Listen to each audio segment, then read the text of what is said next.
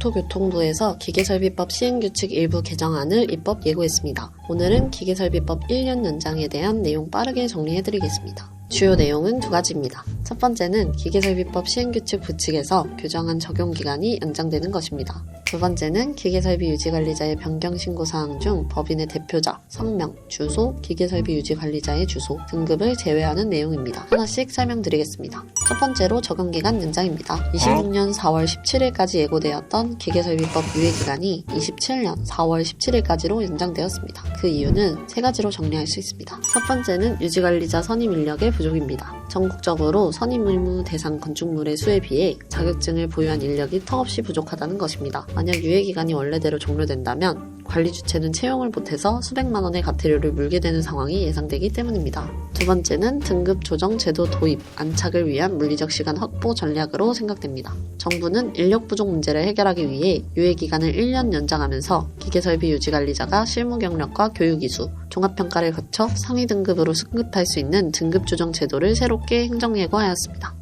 이는 기존 자격증 소지자들의 승급을 돕는 동시에 임시수첩 보유자들도 이 평가를 통과하면 정규 관리자 자격을 얻을 수 있는 일종의 구제책이자 우회로 역할을 하게 됩니다. 세 번째는 기존 현장 종사자들의 대량 실업 사태 방지입니다. 오랜 기간 아파트나 빌딩 기계실에서 실무를 담당해온 기존 근무자들 중에는 고령자나 현장 실무 위주로 일해온 분들이 많습니다. 이들이 본업을 병행하며 단기간에 난이도 높은 국가기술 자격증 필기와 실기에 합격하는 것은 현실적으로 너무 어렵습니다. 유예가 연장되지 않는다면 오랜 노하우를 가진 현장 인력들이 하루아침에 일자리를 잃고 쫓겨나는 대량 실업 및 고용 불안 사태가 발생할 수 있다고 판단한 것입니다.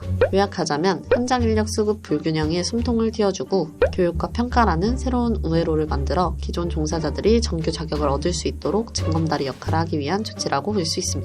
그런데 여기서 한 가지 간과한 사실이 있습니다. 현재 기계설비 유지관리자로 일하기 위해 자격증을 취득한 사람들 입장에서는 인력이 없다는 건 핑계고 사실은 사람을 안 뽑는다는 의견이 있습니다. 이러한 현상은 일자리 미스매치라고 볼 수 있겠습니다. 턱없이 낮은 임금과 열악한 처우, 요구하는 등급 또는 경력의 불일치, 불이한 겸직 요구와 독박 노동, 인건비 절감을 위한 현장 버티기 등이 그 이유가 되는 것으로 보이며 결과적으로는 자격증을 가진 사람이 아예 없는 것이 아니라 현장에서 요구하는 싼 임금과 무리한 노동 조건을 수용할 수 있는 자격증 소지자가 없는 것이 더욱 정확한 현실입니다. 양측의 입장이 팽팽하게 맞서다 보니 결국 정부가 유예기간을 연장한다는 상황까지 온 것으로 보고 있습니다. 이 연장에 대한 입법 예고는 3월 30일까지 국민 찬반 의견을 듣고 확정, 시행하기로 하였으며 자격증 소지자, 기존 종사자, 건물 관리 주체 등 누구나 국민참여 입법센터 홈페이지를 통해 의견을 제출할 수 있습니다. 향후에는 의견을 바탕으로 정부 부처 내에서 최종 검토 및 논의를 거친 후 원안대로 시행할지 일부 수정할지